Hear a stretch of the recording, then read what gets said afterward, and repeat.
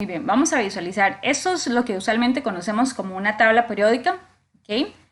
Bueno, tiene otro poco de información. Esta tabla periódica se le llama que es muda porque es una tabla periódica que no contiene toda la información como tal, porque a veces se utiliza de esa forma para... vamos a ver si me llevo esta otra también para allá, para que las puedan visualizar. Vamos a ver que hay dos tablas periódicas que usualmente se utilizan. Una, que es la tabla periódica internacional, que se le conoce como la tabla periódica universal. Es la tabla periódica que utilizan pues todas las personas que estudian química en el planeta Tierra. Y esta tabla periódica, que de hecho es un orgullo costarricense, esta tabla periódica es un ordenamiento que hizo el doctor Gil Chaverri, es un costarricense, y hizo un ordenamiento diferente para analizar y estudiar el ordenamiento, en especial para hacer configuraciones electrónicas, que es algo que ustedes van a estudiar cuando estén en quinto, configuraciones electrónicas de los elementos.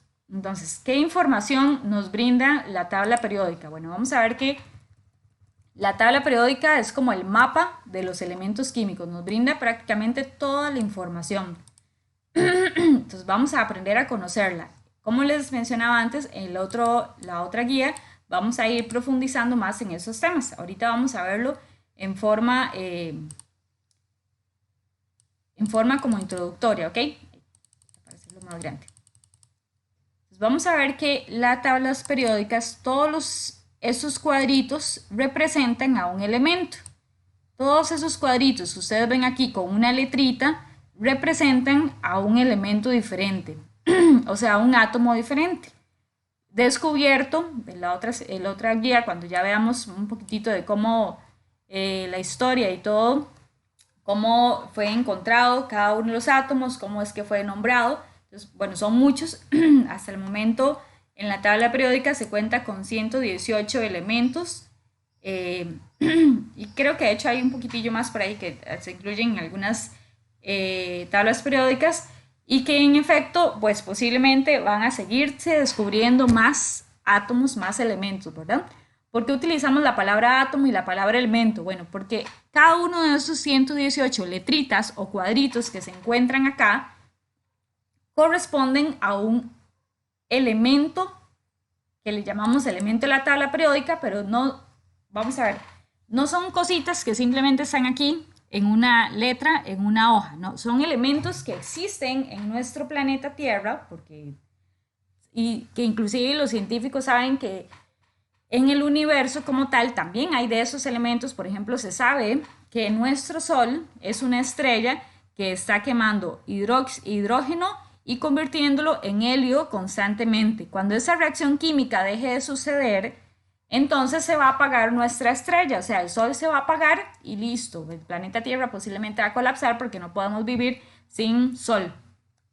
Entonces se sabe que en el universo, aún así, todavía se pueden encontrar muchos de esos elementos, de esos átomos, ¿ok? Entonces, el ser humano, por ejemplo, supongamos que nosotros descubrimos que habían frijoles y que había arroz y que había un montón de plantitas que nosotros nos podíamos comer, ¿verdad? Que había lechuga, que había culantro, que había un montón de plantitas allá afuera, en los patios o en los bosques o en los pastizales, que nosotros podíamos alimentarnos de ellos y otros de los cuales no nos podíamos comer, ¿verdad? Porque tal vez son venenosos o bueno, X, ¿verdad? O saben muy feos. Entonces, resulta que todas esas plantitas que se pueden comer, que el ser humano se podía alimentar, vamos a imaginarnos que hicieron un menú, como un documentito, donde pusieron ahí cada una de las plantitas y cómo se llama. Y entonces de pronto a la par le pusieron como alguna información como cómo se puede cocinar o cuántas hojitas tiene la plantita. Bueno, ahí le pusieron alrededor esa información en ese menú. Más o menos eso viene siendo la tabla periódica, viene siendo como un menú, viene siendo un conjunto, un documentito donde se resumen todos los elementos que se han descubierto hasta el momento con información muy importante de cada uno de esos elementos que se han encontrado en la naturaleza. Algunos han sido creados en un laboratorio, pero casi todos se han encontrado en la naturaleza.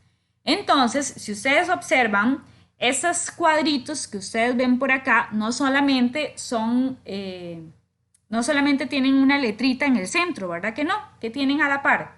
Bueno, algunas tablas periódicas traen el nombre del elemento aquí abajo y tienen dos numeritos. Tienen un numerito arriba y un numerito abajo. Lo que les iba a mencionar antes, perdón, es que vamos a procurar que todos ustedes tengan una tabla periódica impresa. Entonces, en la medida de lo posible, yo sé que los voy a ir viendo, creo que esta semana se ve al subgrupo B, ¿verdad? Creo.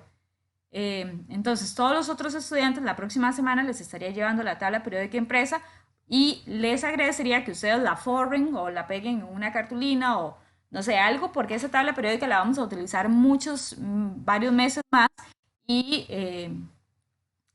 o que la emplastiquen si pueden. Bien, vamos a ver que esos letritas tienen un numerito arriba y un numerito abajo. Vamos a ver qué significan esos numeritos. Y hay otro montón de información más que se puede determinar con solo saber la ubicación que le ordenaron a esos elementos en cierta posición en la tabla periódica, pero eso lo vamos a dejar para la próxima guía, ¿ok? Vamos a ver entonces que esos numeritos tienen una razón de ser, ¿ok? Entonces vamos a visualizar por acá, vamos a visualizar que, por ejemplo, ese es el cuadrito en sí que representa a cada cuadrito en la tabla periódica, ¿verdad? Entonces, muchísima de la información por la posición, como les decía ahorita, por la posición donde se encuentra cada uno de esos cuadritos, cada una de esas letritas, me puede brindar gran parte de la información. Entonces vean que, por ejemplo, ya vamos a ver que se puede determinar un numerito que se llama número atómico, otro que se llama número másico, otro que en algunas tablas periódicas aparece el nombre, bueno, el símbolo principalmente es lo que siempre va a tener nuestras tablas periódicas, el peso de valencia, el año de descubrimiento, el punto de ebullición, punto de fusión. Bueno, no todas las tablas periódicas tienen esta información, pero vamos a ver entonces cuál es la información básica que sí va a encontrarse en cada cuadrito. Vamos a verlo con los cálculos atómicos que se pueden realizar con base en la información de la tabla periódica. Dice que los elementos químicos, entonces ya sabemos que es un elemento químico, es un átomo que fue descubierto en la naturaleza y que el ser humano que lo descubrió, por ejemplo, en el caso de Marie Curie, el esposo Pierre Curie, que descubrieron átomos que eran radioactivos y de hecho descubrieron la radioactividad, descubrieron el radio, y ahorita no me acuerdo cuál fue el otro elemento radiactivo que ellos encontraron, que lo descubrieron, que de hecho hay una película que sería chiva que la puedan ver para que conozcan un poquitito de cómo es que se llevan a cabo el descubrimiento de los elementos químicos. Entonces, cada uno de los elementos, por ejemplo, por ahí alguna persona un día en una mina estaba, o en una montaña, estaba por ahí viendo y vio algo brillante y de pronto se encontró ahí una sustancia que era dorada, de color dorada, sacó esa piedrita y entonces después en su casa, ahí en la parte de atrás de la casa, ahí en el taller, comenzó a manipular esa sustancia y entonces así fue como, por ejemplo, esa persona descubrió, eso lo estoy inventando, ¿verdad? Pero más o menos para que ustedes tengan una idea de cómo hace muchísimos años se encontraban los elementos químicos. De pronto se dio cuenta que esa piedrita dorada era oro y que ese oro era una sustancia pura. ¿Qué significa que es una sustancia pura? Bueno, que está conformada solamente por oro. Más adelante vamos a estudiar que hay otras sustancias que se llaman mezclas, que eso lo estudiamos yo creo que en la escuela, ¿verdad? Las mezclas, mezclas homogéneas, mezclas heterogéneas, y que las sustancias puras se van a dividir en compuestos y en elementos químicos. Entonces vamos a ver que justamente un elemento químico es una sustancia pura que ya no está conformada solo por esa sustancia, por ejemplo el oro solo está conformada por oro.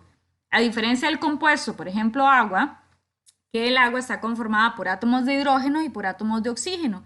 En el caso del oro, por ejemplo, solo está conformado por oro, no tiene ninguna otra sustancia. Entonces, bueno, por ahí esa persona descubrió, sí, inventando historia, esa persona descubrió que el oro tenía ciertas características, que era maleable, que lo podía fundir, que era muy hermoso, que brillaba y muchas otras propiedades ahí fue descubriendo y entonces de ahí el ser humano le da una aplicación. Por ahí les voy a pasar una tabla periódica donde se ve la aplicación que el ser humano le da a cada uno de los elementos que han sido descubiertos hasta el momento. Entonces, por ejemplo, el oro ¿Para qué utiliza el ser humano el oro? El oro, eso era el oro. Bueno, la gente que tiene plata, ¿verdad? Tienen oro.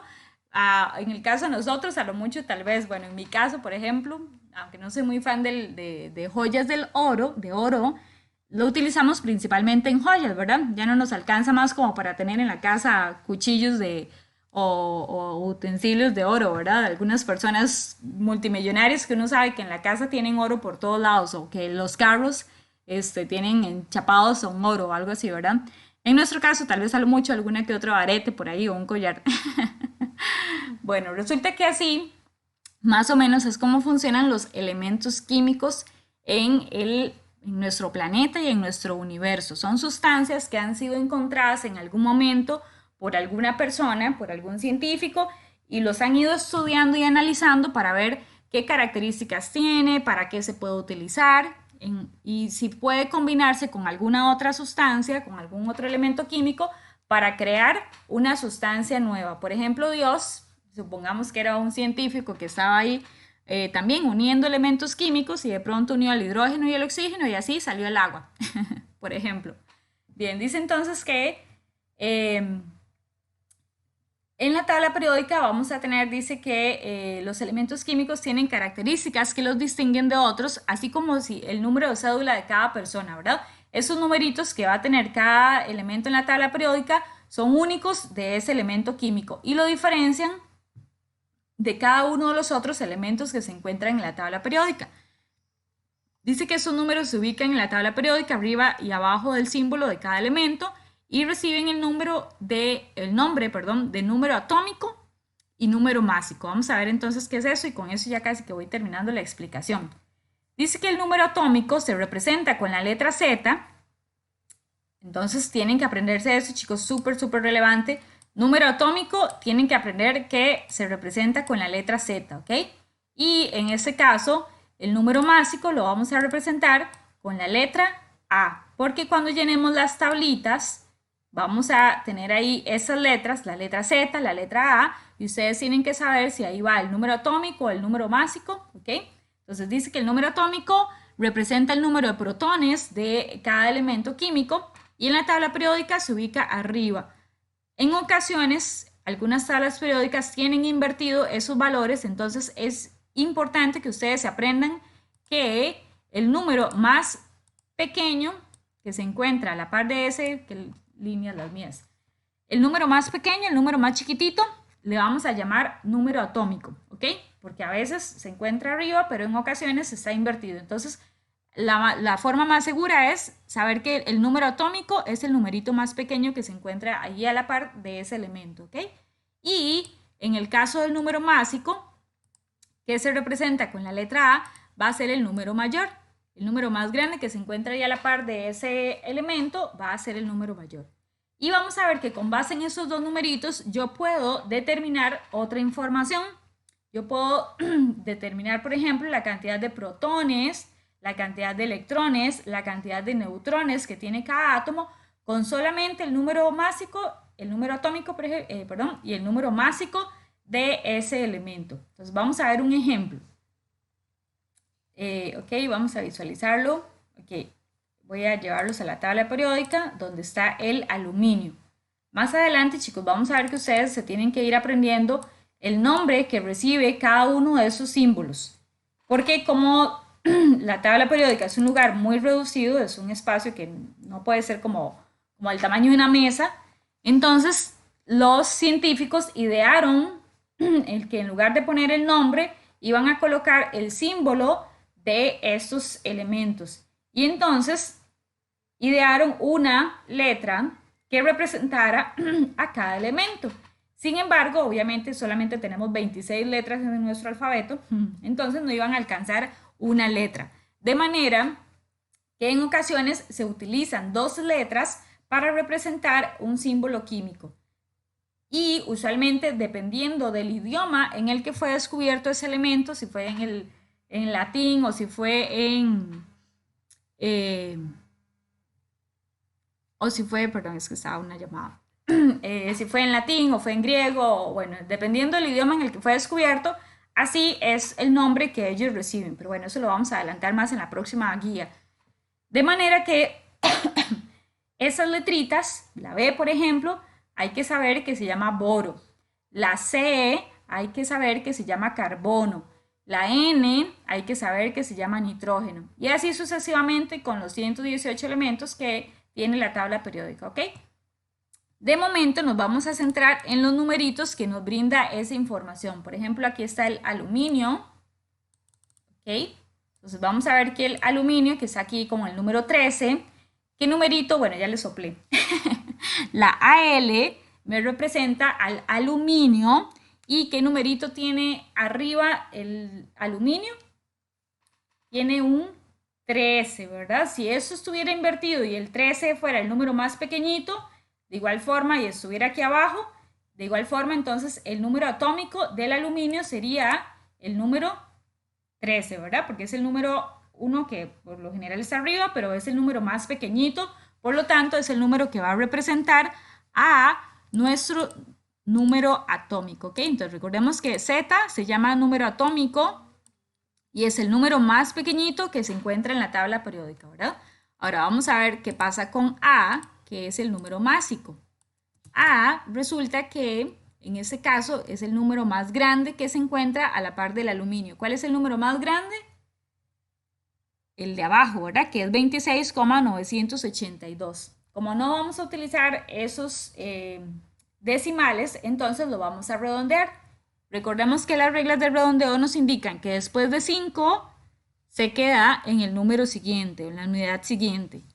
Si los decimales, el número que fuera después de la coma fuera 5 o menos, entonces se quedan 26.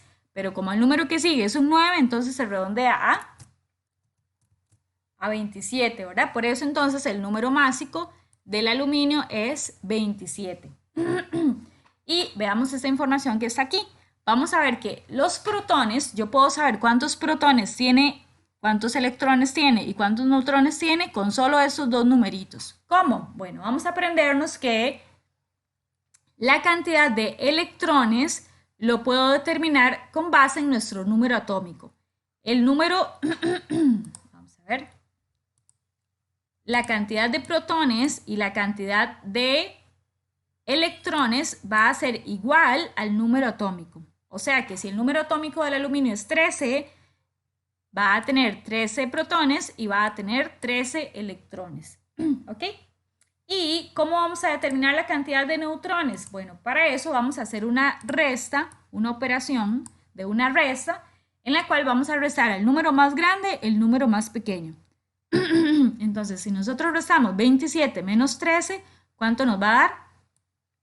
Los neutrones va a ser entonces la resta del número másico menos el número atómico. Y eso es lo que nos va a indicar la cantidad de neutrones que tiene ese átomo. Y así es como funciona esto, chicos. Por ahorita, bueno, porque ya ahorita tengo otra clase, entonces después de las 9:30 ya no puedo quedarme y como para que logremos explicar todavía todo eso de la masa atómica promedio. Entonces, a pesar de que, bueno, ahorita reviso porque no, yo creo que sí, ya el otro martes tocaría en clases presenciales y solamente vería un grupo. Voy a hacer lo posible para hacer un video explicando esta otra información, cómo se hace cuando los átomos no son neutros y cómo se calcula la masa atómica promedio para que, pues, los que ya terminaron la guía lo revisen y para los que todavía no lo han hecho, entonces sepan cómo se trabaja esa otra información, porque ya ahorita en esta clase no